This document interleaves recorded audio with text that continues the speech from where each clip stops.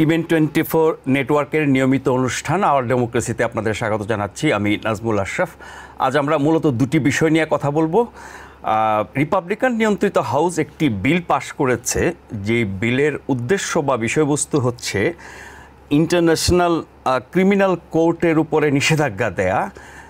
এই কোর্টের বা আইসিসির যারা নেতানিয়াহু, ইসরায়েলের প্রধানমন্ত্রী, তার বিরুদ্ধে গ্রেপ্তারি পরোয়ানা জারির আবেদন করেছিল, তাদেরকে শাস্তি দেয় এই বিলের উদ্দেশ্য।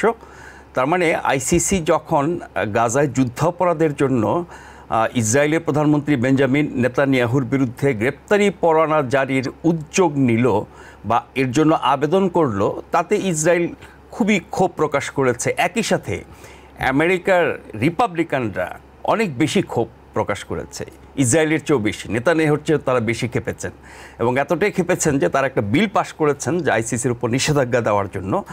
যদিও আমেরিকা আইনের শাসন, ন্যায় বিচার, মানবাধিকার এগুলো নিয়ে অনেক কথা বলে এবং সারা বিশ্বে সেই বার্তা ছড়ায়, কিন্তু যুদ্ধাপরাধের জন্য একটা আন্তর্জাতিক আদালত গ্রেপ্তারি পরোয়ানা জারি করতে চেয়েছে বলে আইসিসির বিরুদ্ধে ইসরায়েল আমেরিকা একযোগে খেপেছে। যখন এই আইসিসি রাশিয়ার প্রেসিডেন্ট ভ্লাদিমির পুতিনের বিরুদ্ধে গ্রেপ্তারি পরোয়ানা জারি করেছিল, সেটাকে তারা স্বাগত জানাচ্ছিল, তখন এই আদালত খুব ভালো ছিল। এখন নেতানিয়াহুর বিরুদ্ধে কাজ করতে যাওয়ার জন্য আদালতের কোনো এখতিয়ার নাই, কর্তৃত্ব নাই, তাদেরকে যা তা খুশি বলা হচ্ছে এবং তাদের বিরুদ্ধে নিষেধাজ্ঞার উদ্যোগ নেওয়া হয়েছে। এটি আমাদের আলোচনার একটি বিষয়। আর দ্বিতীয় আরেকটি বিষয় হচ্ছে প্রেসিডেন্ট বাইডেন অবশেষে নির্বাচন ঘনিয়ে আসার পরে দেশের দক্ষিণ সীমান্তে অভিবাসন প্রত্যাশী বা শরণার্থী যারা আমেরিকায় ঢুকতে চায়, আমেরিকা থাকতে চায়, আমেরিকার নাগরিক হতে চায়, অবৈধভাবে যারা ঢোকে, তাদের ঢোকার উপরে নিষেধাজ্ঞা দেওয়ার একটা নির্বাহী আদেশ জারি করেছেন।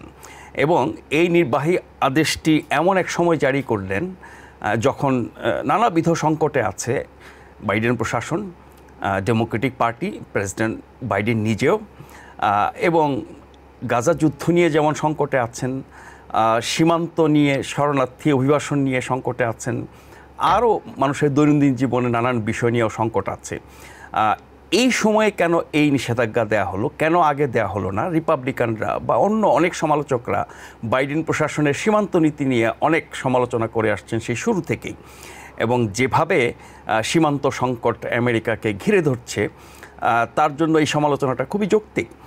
রিপাবলিকানরা তাৎক্ষণিক প্রতিক্রিয়ায় এই নিষেধাজ্ঞার যেই নির্বাহী আদেশ দিয়েছেন প্রেসিডেন্ট বাইডেন, তার প্রতিবাদে বলেছেন যে তাদের ভাষায় 10 মিলিয়ন অবৈধ অভিবাসীকে দেশে ঢুকতে দেওয়ার পর এখন নির্বাচন ঘনিয়ে আসার কারণে তারা এরকম নিষেধাজ্ঞা দিয়েছে, এর উদ্দেশ্য রাজনৈতিক, এবং এখন কেন দিল, এতদিন কেন দেয় নাই বা ব্যবস্থা নেয় নাই, এই সমালোচনাটি করছেন রিপাবলিকানরা।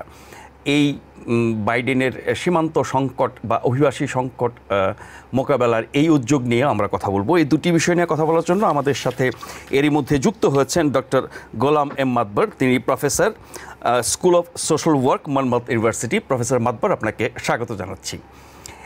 এছাড়াও আমাদের সাথে যুক্ত হয়েছেন আয়েশা দেওয়ান, তিনি রাজনৈতিক বিশ্লেষক। আয়েশা আপা, আপনাকে স্বাগত জানাচ্ছি।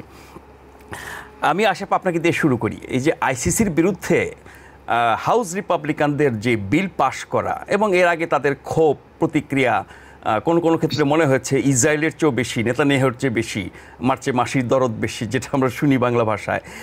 এতটা ক্ষেপে যাওয়া, এবং সেটা কি শুধুই ইসরায়েলকে খুশি করা?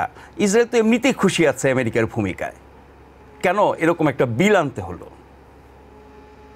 ধন্যবাদ। এটা আমরা জানি, এটা কিন্তু এরকম ঘটনা যে প্রথম হচ্ছে তা নয়, এরকম ঘটনা এর আগেও ঘটেছে। এবং রিপাবলিকান সাইড থেকে যখনই অ্যান্টাই ইসরায়েল কোনো অ্যাকশন হয় ওয়ার্ল্ড সারফেসেও, নট অনলি উইদিন আমেরিকা, তাদের ভয়েস অনেক বেশি বলিষ্ঠ থাকে এবং সেটা নিয়ে তারা সোচ্চার একটা আওয়াজ তোলে।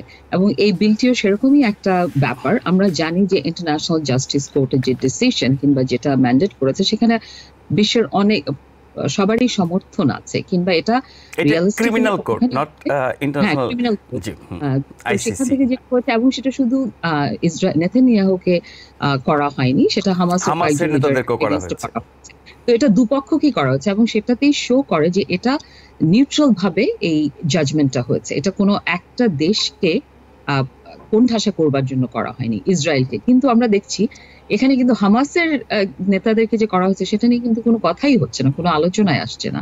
আলোচনা একটাই, কেন এটা কিন্তু হামাসের নেতাদের সাথে নেতানিয়াহুকে একই সাথে গ্রেপ্তারি পরোয়ানা জারির উদ্যোগ নেওয়া হলো, এইটার ব্যাপারে তাদের যে প্রতিক্রিয়াটি ছিল যে হামাসের সাথে নেতানিয়াহুকে এক করে ফেলা হয়েছে, এতেও তারা মাইন্ড করেছে। সেটাই আমি সেখানে বলছি যে তারা এই যে ঘটনাটাতে তারা প্রতিবাদ জানাচ্ছে, প্রতিবাদটা শুধু জানাচ্ছে যে ইসরায়েলের ইনভলভমেন্ট, ইসরায়েলকে কেন করা হলো, নেতানিয়াহুকে কেন করা হলো, এবং সেটা আবার হামাসের সাথে কেন করা হলো, একই ক্যাটাগরিতে কেন ফেলা হলো।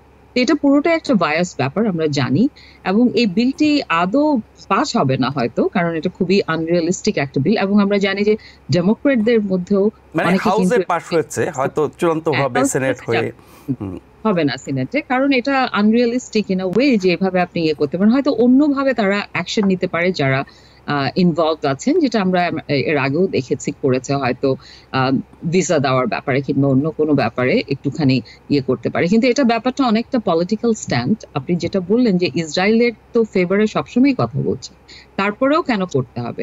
এখানে হচ্ছে যারা কংগ্রেসে আছেন কিংবা সিনেটে, যার যার নিজস্ব জায়গায় থেকে, কারণ ইসরায়েলের লবিস্ট কিংবা লবিস্টদের সাথে যে সম্পর্ক এই আমাদের অ্যাডমিনিস্ট্রেশনের, কংগ্রেস এবং সিনেটের, সেখানে আমরা জানি যে এটা বরাবরই নানান দিক থেকে সম্পৃক্ততা আছে, মানে কমার্সে, জার্নালিজম, তাদের একটা দায়বদ্ধতা থেকে যায়। তারা এ ধরনের যখন কোনো ঘটনা ঘটে, whether it's going to be in a final action or not, কিন্তু তারা they have to raise their voice, এবং তারা এটাকে কংগ্রেসে আনতে হবে, কথা বলতে হবে, তাহলেই তারা তাদের বিভিন্ন পক্ষকে স্যাটিসফাইড রাখতে পারে। তো এটা এক ধরনের পলিটিক্যাল কারাপশন যদি আমরা সেভাবে চিন্তা করে দেখি।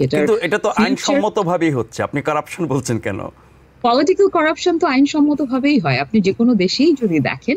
কারণ এই যে লবিস্টরা কাজ করছে কিংবা এই ঘটনাগুলো যে ঘটে, সেটা আমরা সাধারণ মানুষ বুঝতে পারি, কিন্তু এটা আইনের মধ্যে দিয়েই আসে বলেই সেটাকে whether we accept it or not, sometimes এরকম বিল পাস হয়ে যাচ্ছে, সেটাকে মেনে নিতে হচ্ছে। এবং এই যে আজকে ইসরায়েলকে আমরা আর্মস দিচ্ছি, ইসরায়েলের জন্য ফরেন পলিসিতে পরিবর্তন আনা দরকার। আমরা যতই বলছি এটা তো লিগ্যাল ভাবেই হচ্ছে, আমেরিকা ইলিগাল ভাবে আর্মসও দিচ্ছে না, ইলিগাল ভাবে সাপোর্টও দিচ্ছে না, মানে লিগ্যালি হচ্ছে বাট মোরালি নট কারেক্ট। আপনি সেই জায়গা থেকে কারাপশন বলছেন। আমাদের যেটা অবলিগেশন, হিউম্যানিটেরিয়ান গ্রাউন্ড বলুন আর মানবতা বলুন কিংবা জনসমর্থন নিয়ে হচ্ছে কিনা, সেখানে সন্দেহ থেকে যাচ্ছে। জনসমর্থন নেই, কিন্তু সেটা আমাদের সরকার অনৈতিক ভাবে, মানে ইলিগাল ফর্মে করছে না, অনৈতিকতা হচ্ছে। তো সেটাই এই ঘটনাটিও সেরকমই একটা ঘটনা, এবং এটা নিয়ে কিছুদিন আলোচনা হবে। তারপর আমরা জানি যে যেহেতু এখন ইলেকশন সামনে, প্রত্যেকেই নিজের নিজের কোথাও না কোথাও ছোট ছোট এজেন্ডা খুঁজে বার করছে, যেখানে তারা তাদের ফাইন্যান্সিয়াল গ্রুপ হোক, সাপোর্টিং গ্রুপ, সবাইকে যাতে স্যাটিসফাইড রাখতে পারে। তার মানে আপনি বলছেন যে হাউসে পাশ করেছে, তাদের মেজরিটি আছে, সেটি সেনেটে হয়তো পাশ হবে না, হোয়াইট হাউস পর্যন্ত যাবে না, চূড়ান্ত পরিণতি যেটি এরকম একটি বিলের, এবং সেটি কার্যকর করা, বাদবাকি কোনো কিছুই হবে না, আমার যেটুকু ক্ষমতা আছে তার মধ্য দিয়ে আমি একটা করে দেখালাম।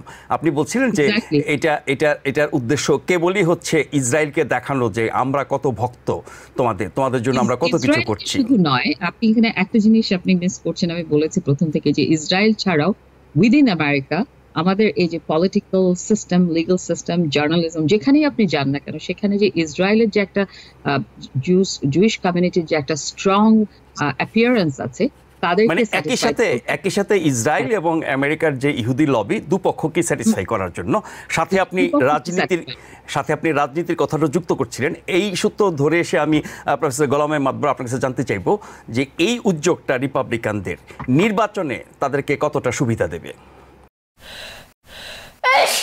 Because people sneeze. Because not everyone washes their hands. Because kids touch a lot of things. Set a date to get your COVID shot and RSV if eligible. Because if you're wondering, should I get my COVID shot? Think about other people. Learn more at nj.gov/health/vaccines. দেখুন, আসলে আমি আগে একটু বলি, কয়েকদিন আগে আপনি একটা প্রশ্ন করছিলেন যে এটা আইনের মাধ্যমে হবে, তাইলে এটা অন্যায় কেমন হয়, যে আয়েশা আপনি প্রশ্নটা করছিলেন, কিছুদিন আগে একজন খুব নামকরা লয়ার বলছিল, we are the nation of laws, but the laws are set by the politician, right? They are the one who make the policies and eventually এটা যদি আমরা জানি দেশে বিশেষ করে হাউস এবং সেনেট অ্যাপ্রুভ করে and it goes to the president এবং সেটা ল হয়ে যায়। আসলে দেখুন আইসিসি হচ্ছে প্রায় 124 কান্ট্রিজ বোধহয় মেম্বার, ইনক্লুডিং ইউনাইটেড কিংডম এবং আদার আমেরিকান অ্যালাইস, ইউরোপের অনেকগুলো কান্ট্রি। তো আইসিসি যখনই স্ট্যান্ডটা নিল যে এর এগেনস্টে স্ট্রংলি, দেখুন আইসিসি কিন্তু ইন্ডাইটমেন্ট এবং তাদের যে স্যাংশন বলেন সেটা করতে পারে কিন্তু এগেনস্ট ইন্ডিভিজুয়াল, রাইট? তো এখানে ইন্ডিভিজুয়াল হিসেবে চিন্তা করে কিন্তু আপনার ইয়েটা করা হয়েছে, যেমন প্রাইম মিনিস্টার, আইডিএফ এর প্রধান, হামাসের লিডার। দেখুন ইকুয়ালি কিন্তু, এবং ইকুয়ালি কেন আরো সিরিয়াস কিন্তু কিলিং করছে কিন্তু আপনার যে ইসরায়েল এখন যেটা নেতানিয়াহুর গভর্নমেন্ট, তাতে ইয়া হয়েছে যে হামাসেররা তো এরকম অক্টোবরে এটা করেছে, তাদের সাথে তুলনা করা হলো, বরং 36,000-এর মতো মানুষ মেরে ফেললো। আমি কিন্তু সাপোর্ট করছি না হামাস যেটা করছে, মারাত্মক এটা অন্যায় করেছে যেভাবে হোক না কেন। দুটো কি সমান? এখন দেখুন এখন আপনি কিভাবে সমান বিবেচনা করবেন? 36,000 ওইদিকে 1200 বা 1400 হোয়াট এভার ইট ইজ, দুটোই কিন্তু আপনার এটা একটা কম্পারিজন হয় না, মানুষ মারা কিন্তু এটা তুলনা করা যায় না। কিন্তু কথা হচ্ছে যে আপনার এখানে স্ট্যাটাস নিয়ে আসতেছে যে প্রাইম মিনিস্টার ভার্সেস টেরোরিস্ট অর্গানাইজেশনের চিফ, এটা বলা হচ্ছে। তো এখন এই যে আপনার আইসিজির যে স্যাংশনটার এগেনস্টে যে মুভটা করলো ইউএসএ, এখন তো আমরা জানি হাউসে যেহেতু তাদের মেজরিটি, মাইক জনসনের মতো লোক স্পিকার, সেখানে দেখুন আপনার ইন্টারেস্টিং ব্যাপার, আয়েশা আপা কিন্তু অনেকগুলো ফ্যাক্ট তুলে ধরেছেন, আমি জাস্ট একটু আর কিছুটা একটু সাপ্লিমেন্ট করতে চাচ্ছি ওনার সাথে। 247 ভার্সেস 155, 247 জন কংগ্রেসম্যান ভোট দিয়েছেন এর পক্ষে, অর্থাৎ আইসিসিকে স্যাংশন করার জন্য, আইসিসির যাতে কোনো অফিসিয়াল আমেরিকাতে আসতে না পারে এই ধরনের। 155 হচ্ছে এগেইনস্টে দিয়েছেন। 247 এর মধ্যে কারা? দুইজন কিন্তু রিপাবলিকান, কিন্তু তারা জাস্ট অ্যাবস্টেইনের মতো অনেকটা, এবং 42 ডেমোক্রেটস কিন্তু এখানে ভোট দিয়েছেন স্যাংশনের জন্য। এটা কিন্তু একটু দেখার মতো। তার মানে এই ডেমোক্র্যাটরাও ইসরায়েলকে বা ইহুদি লবিকে খুশি করার প্রতিযোগিতায় যুক্ত হয়েছেন। তো আপনার প্রশ্নের যদি আমি সরাসরি উত্তর দিই কেন এটা এখন করছে, what are the advantages are they going to get the Republican. আপনি আয়েশা একটু আগে বললো যে লবিস্ট এবং স্টেক হোল্ডার যারা আছে ইলেকশনে, দে ম্যাটার মোস্ট। সাধারণ মানুষ, আমরা আইনের শাসন বলছি, আইনের প্রয়োগ বলছি, আইসিসির মতো একটা প্রতিষ্ঠান যেটা আপনার সৃষ্টি করা হয়েছে, ইন্টারন্যাশনাল যে এই ধরনের হাইনাস অ্যাক্ট এবং যে ক্রাইমগুলো করছে সেগুলো উইদিন দ্য গভর্নমেন্ট যেহেতু করবে না, সুতরাং এইটাকে হোল্ড করার জন্য করা হয়েছে। সেটা খুবই ভালো ছিল এবং ইউনাইটেড স্টেটসের সাপোর্টার সবাই আছে, এখন খারাপ হয়ে গেল। কিছুদিন আগে কিন্তু আপনার দেখেন ইউনাইটেড স্টেট বললো হ্যাঁ আইসিসির রায় কিন্তু আপনার একটা ব্যাপারে বলছে না, এটা কিন্তু আমাদের দেখা উচিত। এখন এগেনস্টে যেহেতু চলে গেছে, ইসরায়েলের এগেনস্টে মানে আমেরিকার এগেনস্টে, সো জো বাইডেন কিন্তু বলেছেন যে he is not going to entertain this. আমরা জানি এটা সেনেটে আছে। আপনি ফেটারম্যান, পেনসিলভেনিয়ার যে গভর্নর, ফেটারম্যান তো বলেছেন আইসিসির উপরে স্যাংশনের কথা যখন এসেছে তখন হোয়াইট হাউসের স্পোকসপারসন তিনি কিন্তু বলেছিলেন যে আমেরিকা বা বাইডেন প্রশাসন এরকম উদ্যোগ সমর্থন করে না। জন কিরবি বলেছেন, আমি সেটাই বলছি যে বাইডেন উদ্ধৃতি দিয়েছেন আর কি। তো এখন দেখুন যে এখানে ম্যাটার হচ্ছে এখন ইলেকশন আসছে, দ্যাটস ভেরি ট্রু। ইলেকশনের জন্য stakeholder very powerful lobby. এখন স্বাভাবিকভাবে রিপাবলিকান পার্টি চাচ্ছে তাদেরকে সাথে রাখার জন্য, এবং এটা এই জন্য এটা তড়িঘড়ি করে এটা কিন্তু করলো তারা। এবং ইসরায়েলের কিন্তু নির্বাচনী রাজনীতিতে কি বাড়তি সুবিধা পাবে রিপাবলিকানরা এই কাজ করে? এটাতে আমার মনে হচ্ছে না তেমন একটা খুব একটা বাড়তি সুবিধা পাবে, আদার দেন few like the soft money people, those who give soft money during the election to the candidate. আমরা ইলেকশন ফাইন্যান্সিং এ হয়তো একটা সুবিধা পাবে, ভোটের ক্ষেত্রে কি সেটা পাবে? ভোটের ক্ষেত্রে কতটুকু ভাবে আমি জানি না, এই লোকগুলার কতটুকু ইনফ্লুয়েন্স আছে, কিন্তু এটা হচ্ছে স্টিক ফার্স্ট আয়রন ফার্স্ট, মানে তাদের একটা সাপোর্ট ইসরায়েলের প্রতি আছে। এবং আমরা দেখুন এটা তৃতীয় স্থানের মতো, রীতিমতো ইলেকশনের আগেও যেতে হয় ওখানে, ইলেকশনের পরেও যেতে হয় ক্যান্ডিডেটদের ওখানে। So this is the way, it nothing new, এটা সারপ্রাইজিং কিছুই না। এগুলো করবে আমরা জানি, দুই পার্টিরই একই অবস্থা ইসরায়েলের ক্ষেত্রে, যার ফলে এই সমস্যাটা আসলে সমাধান হচ্ছে না। টু স্টেট সলিউশন কিন্তু আমেরিকা কিন্তু সবসময় জোরদার করে বলতো, so it doesn't mean anything. আমরা যুদ্ধবিরতির প্রেসিডেন্ট বাইডেনের যে প্রস্তাবটি এটি নিয়ে আলোচনা করব, তার আগে একটু জানতে চাই, আপনি বলছিলেন যে এই আপনার বিল পাস হওয়ার যে প্রভাব নির্বাচনে এবং তাদের রাজনীতিতে, কিন্তু দুই দলই তো একটা প্রতিযোগিতার মধ্যে আছে, কে কত বেশি ইসরায়েলপন্থী, কে কত বেশি ইহুদিপন্থী। তাহলে রিপাবলিকানরা কি এই প্রতিযোগিতা একটু এগিয়ে গেল এই বিলের মাধ্যমে? স্বাভাবিকভাবে সফট কর্নার একটু থাকবে মানুষের, যে ওই গ্রুপের, যে yes they are the one, even actually they went to the Congress, the House, they initiated this, যেটা হচ্ছে আপনার মাইক জনসন যেটা সাপোর্ট নিতে চাচ্ছে, কিন্তু আলটিমেটলি আমার মনে হচ্ছে না এটাতে সে খুব একটা বেশি সুবিধা করতে পারবে। জি, আমি একটা জিনিস অ্যাড করতে চাই যে আপনার প্রশ্নটার উত্তরটা হয় এরকম যে দুপক্ষই আমরা জানি যে পুরো আমেরিকান ফরেন পলিসি, সেটা রিপাবলিকান আর ডেমোক্রেট যেই থাকুক ক্ষমতায়, সবসময় ইসরায়েলের প্রতি একটা অসম্ভব দুর্বলতা কিংবা ফরেন পলিসিতে বায়াসনেস কাজ করে। কিন্তু তার মধ্যেও যেমন এখন এই নির্বাচনকে সামনে রেখেই যখন আলোচনা হয় ইন্টারনালি, যেটা কথা আসে যে এই প্যালেস্টাইনের যুদ্ধ নিয়ে যেহেতু সাধারণ জনগণ ভীষণভাবে অসন্তুষ্ট বাইডেন সরকারের উপর, কিন্তু যখনই এই প্রশ্নটি তোলা হয় সাধারণ মানুষের কাছে এবং এখানকার পলিটিক্যাল জরিপে যেটা দেখা যায় যে যদি ট্রাম্প আসে কিংবা রিপাবলিকান আসে তাহলে সেটা কি পরিবর্তন হতে পারে, সেটা কি প্যালেস্টাইনকে ফেভার করবে? তখন কিন্তু সবাই একই কথা বলে যে না, প্যালেস্টাইনকে তো ফেভার করবে না, বরং এটা আরো খারাপ হবে, আরেকটু বেশি খারাপ হবে। তো সেটি তো ডোনাল্ড ট্রাম্প প্রমাণ করেছেন রাজধানী স্থানান্তরকে সমর্থন জানিয়ে। এক্স্যাক্টলি, তো মন্দের ভালো, এখন এই দুজনের মধ্যে ডেমোক্রেটরা হচ্ছে মন্দের ভালো, এটাই বলা যায়। তো ফেভারিটিজম দুই জায়গাতেই থাকবে। এবং বিল আনার ব্যাপারটা হচ্ছে যেহেতু তারা হাউসে মেজরিটি, তারা সেটাকে এনেছে কারণ তারা জানে যে হাউস থেকে অ্যাটলিস্ট পাস করে এটাকে পাঠিয়ে দেবে। হ্যাঁ, এটা তাদের পক্ষ থেকে আশাটাই খুব স্বাভাবিক ছিল, ডেমোক্রেটরা সেটা ইনিশিয়েটিভ নেবে।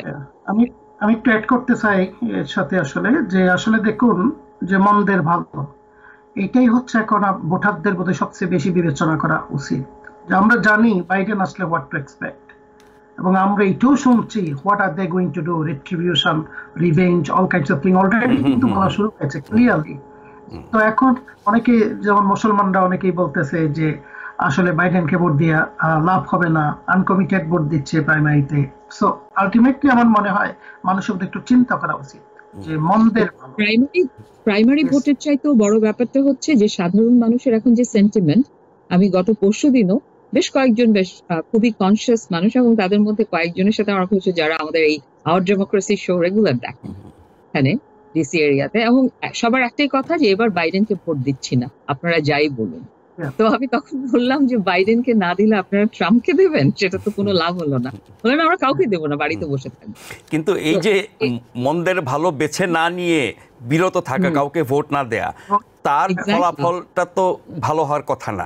এখন এই যে আমরা মানুষের সেন্টিমেন্ট এখন এমন একটা জায়গায় যে এই জিনিসটাই কেউ বুঝতে পারছে না, কারণ ইমোশনস, আপনি একটা জিনিস সবসময় আমাদেরকে ভাবতে হবে যে human emotions always place the highest role যখন পলিটিক্যাল ডিসিশন। কারণ আমরা তো ডিরেক্টলি রাজনীতির সাথে সম্পৃক্ত নই, আমাদের হচ্ছে আমরা পুরো অন্যভাবে দেখছি। তো যার কারণে সাধারণ মানুষকে আপনি বোঝাতে গেলে লজিকটা যখন আসবে, when they are seeing all those things, যেগুলো ঘটনা হচ্ছে সরকার করছে, তখন ওদের কাছে খুব সিম্পল সলিউশন হচ্ছে আমি বাইডেন যেটা করছি এটাকে সমর্থন করছি না, অতএব ওকেও দেবো না, আর যে আসছে তাকেও আমি সমর্থন করি না, আমি কাউকেই দেবো না, এইভাবে চিন্তা করছে। এবং সেটাকে এদেরকে নেগেটিভিটি থেকে বের করে আনার বিরাট একটা দায়িত্ব হচ্ছে ডেমোক্রেট পার্টির। আমি বলবো যে গ্রাসরুট থেকে সকলের চেষ্টা। এখন প্রেসিডেন্ট বাইডেন বা ডেমোক্রেটিক পার্টির নেতারা বা ভাইস প্রেসিডেন্ট তারা তো এই নির্বাচনী প্রচারে যখন ভোট চাচ্ছেন তখন তো আর বলছেন না যে ভাই আমরা মন্দের ভালো, আমি খারাপ, ওরা তো আরো বেশি খারাপ, তাই আমাকে ভোট দেন না। কিন্তু গ্রাসরুটে পার্টি লেভেল তো অনেক নিচ, যারা একেবারে নিচের লেভেলে কাজ করছে তারা খুব মানুষের সাথে ওয়ান অন ওয়ান কমিউনিকেশনে যায়। তো সেখানেই হচ্ছে আমাদের এখনকার কাজ, যে যদি এইভাবে মোটিভেট না করা যায়, এই নেগেটিভিটি থেকে নেশনকে বার করে নেওয়া যায়, কারণ এটা একটা ডিপ্রেসিভ স্টেটমেন্ট। বেসিক্যালি হচ্ছে মানুষ ভীষণ রকমের অসন্তুষ্ট এবং ডিপ্রেশনের মধ্যে দিয়ে যাচ্ছে, যে পুরো world situation as well as আমেরিকার সিচুয়েশন নিয়ে।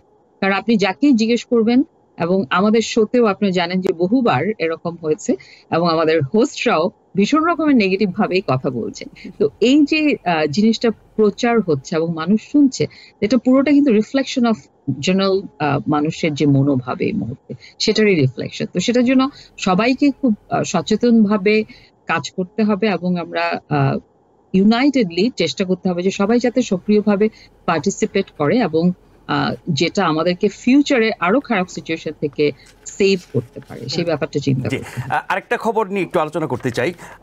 আইসিসির নিরাপত্তা জোরদার করা হয়েছে, কারণ আইসিসির বিচারক এবং আইনজীবীদের হুমকি দেওয়া হচ্ছে, এবং গণমাধ্যমে প্রকাশিত খবর অনুযায়ী এই হুমকিটা দিচ্ছে ইসরায়েলের গোয়েন্দা সংস্থাগুলো। তার মানে আইসিসির এই উদ্যোগের বিরুদ্ধে তো অনেক কথা বলেছে রিপাবলিকানরা, তো একটা কাজই করে ফেললেন, বিল পাস করে ফেললেন। এখন ইসরায়েলের পক্ষ থেকে তার গোয়েন্দারা তাদেরকে হুমকি ধামকি দিচ্ছে, এবং এই ইসরায়েলি কূটনীতিকরাও এই কাজে সম্পৃক্ত হচ্ছেন, প্রকাশ্যে না হলেও গোপনে।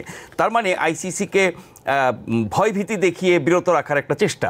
একটি আন্তর্জাতিক সংস্থা, জাতিসংঘের অঙ্গ, সেই প্রতিষ্ঠানটি যদি একটি দেশের এরকম হুমকি দামকির শিকার হয়, আর একটি দেশের এরকম আইন কানুনের মাধ্যমে নিষেধাজ্ঞা দেওয়ার চেষ্টা করা হয়, সেই সংস্থাটি কিভাবে কাজ করবে, কতটা কার্যকর হবে, বা এরকম সংস্থা রাখারই বা দরকার কি, যারা হুমকিতে বা কারো প্ররোচনায় অথবা কারো ধমকে অকার্যকর হয়ে পড়ে, সেরকম একটি প্রতিষ্ঠান রাখার কি যৌক্তিকতা আছে, বা এই সংস্থাটির, এই আদালতটির কি বা সার্থকতা আছে?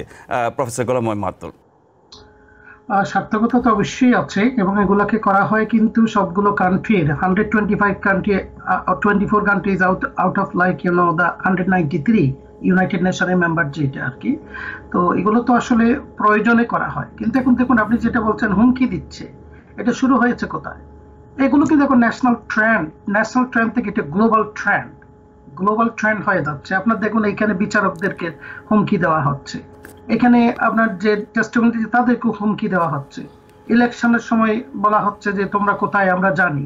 সো এগুলো আনফর্চুনেট সিচুয়েশন যেটা, এগুলো যখন এমন একটা দেশ, যে দেশটাকে বলা হয় যে আপনার ভ্যালিউস এবং যে দেশটাকে ডেমোক্রেসির একটা ব্রিডিং গ্রাউন্ড বলা হয়, সেখান থেকে যদি আসে, অটোক্রেট গুলো তো বসে আছেন, অটোক্রেটরা স্বাভাবিকভাবে এগুলো। এখন এই যে হুমকিটা দিচ্ছে আপনার, if you are my way fine, if you go against my personal agenda, আমাদের যে পলিটিক্যাল এজেন্ডা, তুমি খারাপ, তাহলে এটাকে তুলে দেওয়া হোক। তো এখন ইসরায়েল এটি কিভাবে দিচ্ছে? স্বাভাবিকভাবে ইউনাইটেড স্টেটস এর কংগ্রেসে যখন এই ধরনের হাউসে যখন এই ধরনের একটা আপনার বিল উঠেছে, তাদের লেভারেজ আরো বেড়ে গিয়েছে, স্বাভাবিকভাবে তারা করছে এগুলো। আমি জানি না ক্রেডিবিলিটি এটা কতটুকু কোত্থেকে আসতেছে, but that's the way, actually অর্থাৎ সোর্স অফ পাওয়ার, সোর্স কোত্থেকে আসছে, ইন্সপিরেশন কোত্থেকে আসছে। So this is very unfortunate actually, nationally, internationally. আমার মনে হয় জো বাইডেন বোধহয় ফ্রান্স একটা কথা বলেছেন যে আমাদের এখন we need more global perspective, more global cooperation, more global efforts to আপনি গ্লোবাল কোঅপারেশন, গ্লোবাল এফোর্টস এর কথা বলছেন, যে চর্চাগুলো আমরা বিভিন্ন ক্ষেত্রে দেখছি, বা আইসিসির ক্ষেত্রে হুমকি দামকি, এই হুমকির রাজনীতিটা কোত্থেকে আসছে?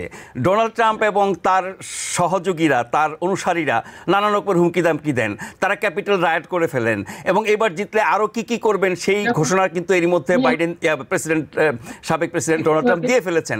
তার মানে আমেরিকার রাজনীতির যে অপসংস্কৃতিটা, এইটাই কি সারা বিশ্বে ছড়িয়ে পড়ছে কিনা, এই ব্যাপারে আপনাদের দুজনের মন্তব্য শুনবো। তার আগে একটা ছোট্ট বিরতি নিতে হচ্ছে, বিরতির পরে এসে আমরা এটা আলোচনা করব। যারা অনুষ্ঠান দেখছেন, আশা করছি ফিরে এসে আপনাদেরকে সাথেই পাবো। Because people sneeze. Because not everyone washes their hands. Because kids touch a lot of things. Set a date to get your COVID shot and RSV if eligible. Because if you're wondering, should I get my COVID shot? Think about other people. Learn more at nj.gov/health/vaccines. ধন্যবাদ আমাদের সাথে থাকবার জন্য। আপনারা দেখছেন hour democracy TVN 24 টেলিভিশনের নিয়মিত আয়োজন। আমরা আজকে আলোচনা করছি দুটি বিষয় নিয়ে। আইসিসির উপর নিষেধাজ্ঞা দেওয়ার বিল পাশ করেছেন হাউস রিপাবলিকানরা, সাথে কিছু ডেমোক্রেটও যোগ দিয়েছেন। আরেকটি বিষয় হচ্ছে প্রেসিডেন্ট জো বাইডেন সীমান্তে অবৈধ পথে অবৈধভাবে শরণার্থী ঢোকা বন্ধ করার জন্য তিনি একটি নির্বাহী আদেশ দিয়েছেন। এই দুটি বিষয় নিয়ে আলোচনা করার জন্য আমাদের সাথে আছেন প্রফেসর ডক্টর গোলাম এম মাতবর, আছেন মিসেস আয়েশা দেওয়ান। যেই কথাটা বলছিলাম বিরতির আগে, ছোট্ট করে শুনে আমরা এই সীমান্ত বিষয়ে যাব। সেটি হচ্ছে যে এই যে হুমকির রাজনীতি বা সন্ত্রাসী রাজনীতি, খুবই বাজে নেতিবাচক রাজনীতি, যেটি অনেক অনুন্নত দেশে বা কি বলবো আইন কানুন বিচার আইন শৃঙ্খলা অনেক কিছুরই ঘাটতি থাকে, এসব দেশে এরকম রাজনীতি হয়। আমেরিকা এই রাজনীতির যে উত্থান হচ্ছে, তার প্রভাব কি সারা বিশ্বে পড়ছে? তার প্রভাব কি গিয়ে আইসিসি পর্যন্ত চলে যাচ্ছে? প্রফেসর গোলাম এম মাতবর। আসলে দেখুন, পৃথিবীতে মানুষ কিন্তু কিছু রোল মডেল দেখে, কিছু সোর্স কান্ট্রি দেখে, যেখানে আসলে আপনি দেখুন যে একটা আইনের শাসন আছে, আইন আছে, মানুষের অধিকার আছে, freedom of speech, freedom of press, এগুলো আছে। তো স্বাভাবিকভাবে এই দেশগুলোকে কিন্তু সবাই ফলো করে। ইউনাইটেড স্টেটস এর ডেমোক্রেসির ব্যাপারে স্বাভাবিকভাবে সারা ওয়ার্ল্ডে যে একটা আপনার যে রেপুটেশন আছে, বা ইউনাইটেড কিংডম বলেন বা ইন্ডিয়া, ভালোটা অনুসরণ করে, ঠিক আছে, তাহলে কি খারাপটা অনুসরণ করছে এখন? না, এখন সেটাই হচ্ছে কথা আর কি। এখন বিপর্যয়টা কিন্তু গ্লোবালি হচ্ছে, এবং এটা কনস্পিরেসি থিওরি এমন ভাবে ইউজ হচ্ছে যে এই ধরনের নেগেটিভ জিনিসগুলো, অর্থাৎ আমরা একটা সমাজ কিন্তু আপনার চলে কতগুলো গুড ভার্সেস, কতগুলো ভালো মূল্যবোধ নিয়ে, সেই মূল্যবোধগুলো কিন্তু এখন একটা ডেঞ্জার, একটা হুমকির সম্মুখীন হয়েছে। এবং রাজনৈতিক নেতা যারা এই মূল্যবোধগুলোকে আপনার সবচেয়ে বেশি চর্চা করবেন রেটরিকের মাধ্যমে এবং সবগুলোকে প্রয়োগ করবেন, তাদের মুখ থেকে যদি এই ধরনের আসে, তো স্বাভাবিকভাবে যেটা বললাম যে বিশেষ করে অটোক্রেটিক গভর্নমেন্ট যেগুলো, তারা স্বাভাবিকভাবে দিক তাকায় থাকে, ও ইউনাইটেড স্টেটস এটা হচ্ছে, এখন আমরা খারাপ কি করলাম। অলরেডি কিন্তু উদাহরণ আমরা দেখছি, দেখেন। তো এর একটা শুধু প্রসারী একটা প্রভাব আছে, এবং অলরেডি কিন্তু আমরা দেখছি এখানে শুরু হয়েছে। ফর্মার প্রেসিডেন্ট ট্রাম্প শুরু করেছেন এখানে এই ধরনের। আমি আজকে 25 বছর ইউনাইটেড স্টেটসে, আমি কিন্তু এর আগে কিন্তু এই ধরনের কোনো রেটরিক এই ধরনের এই লেভেলে, হাইয়েস্ট লেভেলে ইউজ করতে আমি কিন্তু শুনি নাই। এবং আমার কাছে অবাক লাগে এই ধরনের অফেন্সিভ কথাগুলো। ইউ ক্যান বি সুট, আপনাকে কিন্তু এটা কোর্টে নিতে পারে, এই ধরনের আমি জানতাম ইউনাইটেড স্টেটসে। কিন্তু in the name of freedom of speech, আপনি দেখুন ফ্রিডম অফ স্পিচের কথা আমি বলছি। এখন ফর্মার প্রেসিডেন্ট, এখন তার যে আপনার মামলা হলো নিউ জার্সিতে, 34 কাউন্টসে সে কিন্তু কনভিক্টেড হলো, কনভিক্টেড ফেলন হলো। সেখানেও সে বলছে যে আমার ফ্রিডম অফ স্পিচ রহিত করছে। সে কিন্তু যখন বলবে তখন কিন্তু ফ্রিডম অফ স্পিচ কিন্তু তারটা কিন্তু ভায়োলেট হচ্ছে না। তো এখন এই ডাবল স্ট্যান্ডার্ড যদি হয় আপনার, অর্থাৎ আমার এজেন্ডায় যদি তুমি ফিট করো, you are all right, the ICC you are behaving against my will, আমার পলিটিক্যাল এজেন্ডা সেজন্যই খারাপ। জি, এই প্রভাবটা পড়ছে সবচেয়ে। জি আশাপা, এই যে ডোনাল্ড ট্রাম্প বলেছেন তিনি রি-ইলেক্টেড হলে, পুনর্নির্বাচিত হলে প্রতিশোধ নেবেন, তার মানে হচ্ছে এই যে হুমকির রাজনীতি, সন্ত্রাসী রাজনীতি, সাথে আবার প্রতিশোধের রাজনীতি যোগ হবে। বা ডোনাল্ড ট্রাম্পের এই হুমকি কি শুধুই হুমকি, নাকি আপনি আশঙ্কা করেন যে তিনি তার এই হুমকি বাস্তবায়ন করবেন, যাদেরকে তিনি প্রতিপক্ষ ভাবেন, যাদের কারণে তিনি ক্ষতিগ্রস্ত হয়েছেন, যাদের কারণে তিনি মামলায় অভিযুক্ত হয়েছেন, দোষী সাব্যস্ত হচ্ছেন, তাদেরকে তিনি দেখে নেবেন? এটা তো খুবই মানে নিম্নমানের রাজনীতি, যেটি অনেক অনুন্নত এবং অসভ্য দেশে হয়ে থাকে। সেইটাই কি ডোনাল্ড ট্রাম্প চর্চা করতে যাচ্ছেন? অবশ্যই। আমি আপনার কথার আগের প্রশ্নটি যেটি আপনি ওনাকে করেছেন সেটার সাথে সূত্র ধরেই বলবো, এই প্রশ্নের উত্তরেও দুটোই হচ্ছে ডোনাল্ড ট্রাম্প যেটা বলেছেন সেটা কিন্তু উনি করবেন, কারণ সেটা আমরা তার আগের প্রেসিডেন্সিয়াল টাইমে আমরা দেখেছি। উনি নির্বাচনী প্রচারণায় যেসব কথাবার্তা বলেছিলেন সেগুলো করেছেন। এন্ড সেটার একটা কারণ হচ্ছে, যেহেতু আমেরিকার ডেমোক্রেটিক, তিনি তো হিলারি ক্লিনটনকে লক আপ করতে চেয়েছিলেন, সেটা তো করেন নাই উনি। কিন্তু সেটা তো উনি অনেক কিছু বললেও করতে পারবেন না। কিন্তু যেখানে যেখানে উনি পেরেছেন, কারাপশন ইনজেক্ট করেছেন, এবং কাজগুলো যেটা আমরা কখনোই আমেরিকার সিস্টেমে কোনোদিন কোনো প্রেসিডেন্টকে করতে দেখিনি সেরকম অর্থোডক্স কাজ উনি করেছেন, এবং সেই দিকেই দেশের পুরো রাজনৈতিক ধারাটাকে নিয়ে গেছে। এই যে এখন যে আমরা এই কথাগুলো বলি, আলোচনাগুলো বলি, আমি আমার দীর্ঘ সময় এখানে 3-4 ডিকেডস আমি কোনোদিনই দেখিনি যে পলিটিক্যাল ডিসকাশনে মেইন মিডিয়াতে এগুলো নিয়ে কখনো কথা হয়েছে এই ধরনের। এবং এটা নিয়ে আপনি হয়তো জানেন যে 2016-এর যখন ইলেকশন ক্যাম্পেইন শুরু হলো, এবং তখন থেকে কিন্তু তার এই ট্রেন্ড, কথা বলার স্টাইল, এবং কি করে এই যে ইলেকশন রিগড হওয়া, যেখানেই তার ফেভারে যাচ্ছে না সেটাকেই তিনি বলেন যে রিগড, এখন judicial system rigged, election rigged. So anything আপনি তাকে যখন তার পছন্দসই রায় না হবে তখনই আপনি রিগ করবেন। এটা কোন দেশে হয়? এবং এটাকে নিয়ে যে আশঙ্কাটা আপনি বিশ্বাস করছেন যে ট্রাম্প প্রতিশোধ নেবেন, প্রতিশোধ নেওয়া তো ওই বন্দুক নিয়ে গিয়ে কাউকে গুলি করে মেরে ফেলে না, তিনিও হয়তো আইনি প্রক্রিয়ার মধ্য দিয়ে করবেন। তার মানে হচ্ছে প্রতিশোধ পরায়ণ হওয়ার সুযোগ কি আমাদের আইনি ব্যবস্থা আছে কিনা আমেরিকান জুডিশিয়াল সিস্টেমে? অবশ্যই আছে। এবং দেখেন এখানে একটা ব্যাপার হচ্ছে, আমেরিকান সিস্টেমটা, কনস্টিটিউশনে অনেক কিছুই কিন্তু unwritten, it's with leap of faith আমাদের প্রেসিডেন্টরা করেছেন এবং ফলো করেছেন। এটা অনেকটা নৈতিকতার দিক থেকে হয়েছে। সেখানে কিন্তু আইনগতভাবে কোনো কিছু বলা হয়নি, যেমন ট্যাক্স ফাইল করবার ব্যাপার, যত কিছু নিয়ে তাকে প্রশ্ন করা হচ্ছে। যেমন একজন প্রেসিডেন্ট হলে সে সমস্ত তার পার্সোনাল বিজনেস থেকে নিজেকে এক্সাম্পট করে নিতেন আগের প্রেসিডেন্টরা।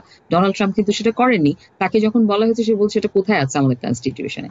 তো কনস্টিটিউশনে নেই, তবে করবো না। ট্যাক্স ফাইলের পেপার দেখাতে হবে, কোথায় বলা হয়েছে? নেই।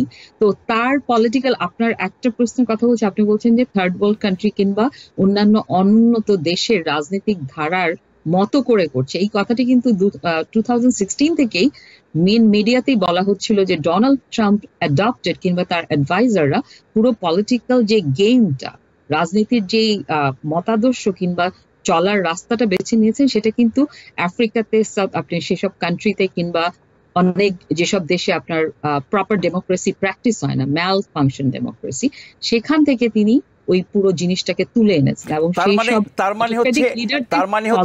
তার মানে হচ্ছে আমেরিকার ভালো জিনিসগুলো সারা বিশ্ব অনুসরণ করে, আর ডোনাল্ড ট্রাম্প সারা বিশ্বের খারাপ জিনিসগুলোকে অনুসরণ করছেন।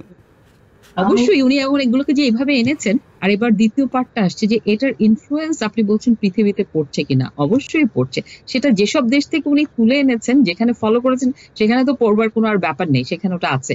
কিন্তু আপনি কোথায়, আপনি যদি এখন ইউরোপ দেখেন, ইউরোপে আপনি দেখবেন যে এখন গত 8 বছর 10 বছর দেখে পলিটিক্যাল সিচুয়েশন কিন্তু সিনারিওস আর শিফটিং।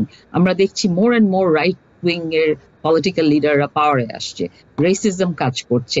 এই জিনিসগুলো কিন্তু সব এসছে আমেরিকান ইনফ্লুয়েন্স, এবং ডোনাল্ড ট্রাম্পের সময় এটা সবচেয়ে বেশি। আপনি বলছেন আফ্রিকান বিভিন্ন দেশের কথা।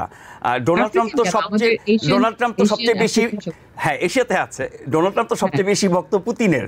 তো উনি কি এই পলিটিক্যাল পারসিকিউশন পুতিনের কাছ থেকে শিখছেন? পুতিনের কাছ থেকে তো অবশ্যই ইনফ্লুয়েন্স আছে। এবং এটা তার পুরো, আমি যেটা বললাম যে ওয়ার্ল্ডের যত ব্যাড পলিটিক্যাল এক্সাম্পল আছে যেগুলোকে আমরা পরিত্যাগ করতে চাই, আমরা চাই না প্রপার হেলথি ডেমোক্রেটিক প্র্যাকটিসে, সেগুলোকে ম্যাল ডেমোক্রেটিক প্র্যাকটিস যেটা, সেটাকেই তিনি তুলে এনেছেন।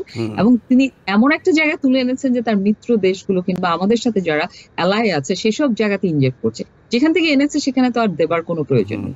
কিন্তু আমরা দেখছি যে ইউরোপ কিভাবে কন্টামিনেটেড হয়েছে, এবং এটা সারা পৃথিবী জুড়ে এখন একটা প্রভাব ফেলছে। এবং যে গ্লোবাল সোসাইটি চিন্তা করেছিলাম, সেখান থেকে আমরা আইসোলেটেড হয়ে যাচ্ছে। এবং প্রত্যেকটা কান্ট্রি এখন অটোক্রেটিক গভর্নমেন্টে যেতে চায়, রাইট উইংরা জিতছে, পলিটিক্যাল ইনফ্লুয়েন্স তাদের বাড়ছে। সেটা আপনি ইন্ডিয়াতে দেখুন, আর যেখানেই তাকান, বড় বড় মেজর ডেমোক্রেটিক কান্ট্রি হোক আর অন্যান্য প্রপার ডেমোক্রেটিক প্র্যাকটিস যেখানে ছিল, সেটা অটোক্রেটিক গভর্নমেন্ট আসছে, কিংবা রিলিজিয়ন হোক, কালার হোক, এনি কাইন্ড অফ ইজম নিয়েই আমাদের রাজনীতি এখন এগোচ্ছে। মানে সব ক্ষেত্রে সব ক্ষেত্রে যে চরমপন্থা, উগ্রপন্থা, সাম্প্রদায়িকতা, সেটি ধর্মীয় হোক, রাজনীতি হোক, বর্ণ হোক, গোত্র হোক, ভাষা হোক, নারী হোক, পুরুষ হোক, ধর্ম, সব ক্ষেত্রে সেগুলো সব কিছু ঢোকাচ্ছে। এখন এই রাজনীতি যদি আমেরিকার সংখ্যাগরিষ্ঠ মানুষ সমর্থন করে এবং ট্রাম্পকে নির্বাচিত করে, তাহলে তো বলতে হবে যে আমেরিকা সেটাই চায়। প্রফেসর গোলাম আকবর, আসলে দেখুন যে ন্যাশনালিজম, ফান্ডামেন্টালিজম, আমি গত বেশ অনেকদিন যাবত এই কথাগুলো বলে আসছি, অন দ্য রাইজ। এবং কেন অন দ্য রাইজ, এটা কেন বৃদ্ধি পাচ্ছে? এটা বৃদ্ধি পাচ্ছে এই ধরনের নেতৃত্বের জন্য, যে নেতৃত্বগুলো আপনার এগুলোকে চর্চা করছে এবং এগুলোর মাধ্যমে প্যাকেজিং করে যে জনগণের কাছে যাচ্ছে, তাদের ওই ধরনের লোকগুলোকে সাথে নিয়ে আসছে। আসলে দেখুন যে ডোনাল্ড ট্রাম্প যে তার ক্ষমতা আসার পর যে সবকিছু করেছেন, নট ট্রু। সে কিন্তু অনেক কিছু করেন নাই। মেক্সিকো তো ওয়াল কই আপনার, মেক্সিকো যেটা পে করবে, এবং সে হেলথ পলিসি কি দিয়েছেন, ইমিগ্রেশন পলিসি কি দিয়েছেন, নাথিং হি ডিড। ওনার সবচেয়ে বড় কথা হচ্ছে he speak, he talks, he bring the issues, এবং একটাই তার কথা হচ্ছে he can not be blame for anything. Fault তার না, ফল্ট হচ্ছে আদার পিপলের। এবং তার ভাগ্নি কিছুদিন আগে মেরি ট্রাম্পের যদি আপনারা যে সিএনএন ইন্টারভিউটা শুনেন, সে কিন্তু ক্লিয়ারলি তুলে ধরেছেন একদম ছোটবেলা থেকে পারিবারিক ভাবেই ওভাবে গড়ে উঠেছেন। এখন তার বাবাও ছিল নাকি এই ধরনের, বলে যে আমার নানাও ছিল এই ধরনের। So this is the way he is trend, he is the way he brought up. তো ওখানেই হচ্ছে সবচেয়ে বড় সমস্যাটা। এখন আপনি দেখুন ফান্ডামেন্টালিজম, ন্যাশনালিজম যদি তারাই এখন প্রমোট করে লিডাররা।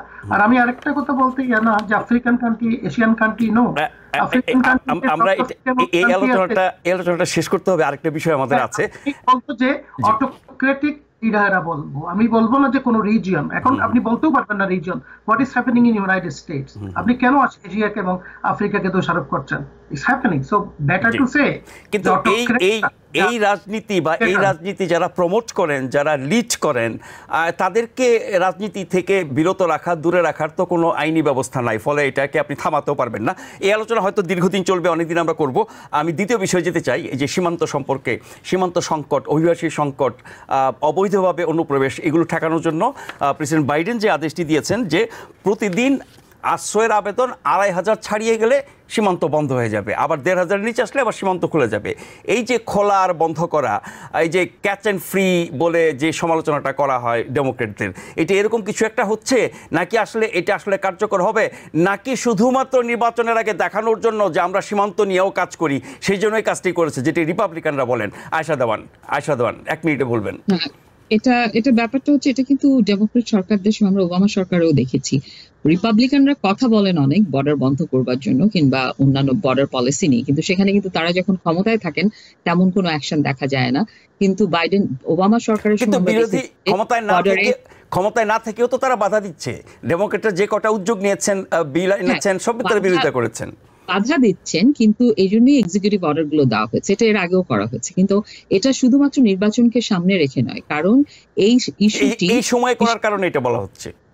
এই সময় এটা এখন সময়ের পড়ে গেছে আমি বলবো। আমি এটা না, সংকটটা তো দীর্ঘদিনের, আগেও তো দিতে পারতেন। হ্যাঁ, কিন্তু এটা রেজুলেশন করবার জন্য অনেকভাবে চেষ্টা করা হয়েছে, বিল এনে, এবং যাতে অফিশিয়ালি এটাকে এক্সিকিউটিভ অর্ডার ছাড়া রিজলভ করা যায়। না, এটা তো ডেমোক্রেটরা জানেন, বোঝেন এবং বলেন যে রিপাবলিকানরা এটাকে জিয়ে রাখতে চান নির্বাচনে ব্যবহার করার জন্য, সেই কারণে তারা কংগ্রেসে সমর্থন করে না। এটা জেনে বুঝে আপনি কেন এরকম একটা অর্ডার আগে দিয়ে কার্যকর করে সুফল নিলেন না? প্রত্যেকটা ডিসিশন আগে পরে, যদি আমি এটাকে এই জন্যই শুধুমাত্র পলিটিক্যাল মোটিভ হিসেবে দেখতে চাই না, যে ইট ওয়াজ অ্যান আউটস্ট্যান্ডিং ইস্যু, এবং এটা নিয়ে ডেমোক্রেটরা কিন্তু বরাবরই কাজ, আমরা যতই বলি সমস্যাটা আউটস্ট্যান্ডিং, সমাধানটা ইমিগ্রেন্ট, কিন্তু আসলে নয়। এই ব্যাপারে কিন্তু ডেমোক্রেটরা অনেক বেশি রিজিড দেন দ্য রিপাবলিকান, এবং এটা অনেক সময় অনেক নীতি এমন ভাবে নিয়েছেন যেটা আসলে অ্যান্টি ইমিগ্রেশনের গেছে, যেটা আমরা অনেক সময় পছন্দও করিনি। নিশ্চয়ই এই পাস্ট হিস্ট্রি দেখে আমরা বলবো না যে এটা শুধুমাত্র ইলেকশনের জন্য হয়। জি, প্রফেসর গোলাম মাতবর একদম ছোট্ট করে 30 সেকেন্ডে বলবেন যে এটা রাজনৈতিক উদ্দেশ্য এবং এর মাধ্যমে বিভিন্ন রেড স্টেটকে ব্লুতে টার্ন করানোর চেষ্টা করা হচ্ছে, ইমিগ্রেন্টস বেশি ঢুকিয়ে জনসংখ্যা বাড়িয়ে রিপাবলিকানদের সমর্থন বাড়িয়ে, এরকম অভিযোগ আসছে। ইন গুড ফেইথ, আসলে দেখুন এই আইনটা যেটা করছেন 1952 বোধহয় 212F যে অর্ডারটা আর কি, এটা কিন্তু ফরমার প্রেসিডেন্ট ট্রাম্প কিন্তু ইউজ করছিল যে shutdown for Muslim people, he also used this thing. এটা ইন্টেনশনটা হচ্ছে anything going to be detrimental, দেশের বিরোধী, সত্য বিরোধী হবে, সেখানে এক্সিকিউটিভ অর্ডার করতে পারে। আসলে দেখুন ফর্মার প্রেসিডেন্ট ট্রাম্পের সময় কিন্তু চিলড্রেনদেরকে বাবা মার কাছ থেকে সেপারেটেড করা হয়েছিল। আপনি দেখুন, সো ফর্মার প্রেসিডেন্ট বাইডেন কিন্তু এটাকে এই টাইমটা কিন্তু নিয়েছে জাস্ট টু স্ট্রেইটেন দ্যাট, এবং এখন রিপাবলিকান পার্টি কিন্তু আর কোনো কিছু নাই, ইকোনমি নিয়ে কিছু কথা বলতে পারতেছে না, যদিও বলছে ওই অমানবিক দিকটা আছে, কিন্তু তো এখন দেখুন যেটা এখানে হচ্ছে, আর আপনি বলতেছেন যে ২৫০০-এর উপরে চলে গেলে there is no other way। আমি দেখলাম বোধহয় 179,000 এপ্রিলে বোধহয় আসছেন বর্ডারে, ডিসেম্বর আসছিল 302, 2000, 3,02,000 আর কি, 3,02,000। তো আপনি দেখুন এটা কিন্তু ফল হয়েছে অনেক। সো ইটস নট ওয়ার্কিং, মানে যে ইমিগ্রেশন টোটালি এটা ব্লেম করা যাবে না। ডোনাল্ড ট্রাম্প যে ব্যবস্থাগুলো নিয়েছেন তাতেও কিন্তু অনেক কমেছিল, অনেক কমেছে। গুড থিংস, কমলে তো ভালো আপনার সেটা। সো এখন অ্যাসাইলাম যে একটা হিউম্যানিটেরিয়ান কান্ট্রি, এটা অ্যাসাইলামটাকে বন্ধ করতে পারে না। তো স্বাভাবিকভাবে ডেট্রিমেন্টাল হবে কোনো সমস্যাটা জটিল এবং বহুমুখী। এখানে দ্বিদলীয় ঐক্য না হলে পরে ভালো সমাধান হবে না, এই কথাই অনেকে বলছেন। এই আলোচনাও নিশ্চয়ই চলবে নির্বাচন পর্যন্ত। অনেক ধন্যবাদ প্রফেসর ডক্টর গোলাম এম আকবর, অনেক ধন্যবাদ মিসেস আয়েশা দেওয়ান আমাদেরকে সময় দেওয়ার জন্য এবং মূল্যবান বিশ্লেষণ দেওয়ার জন্য। যারা অনুষ্ঠান দেখছিলেন তাদেরকেও ধন্যবাদ এবং কৃতজ্ঞতা জানিয়ে আজকের মতো এখানে শেষ করছি।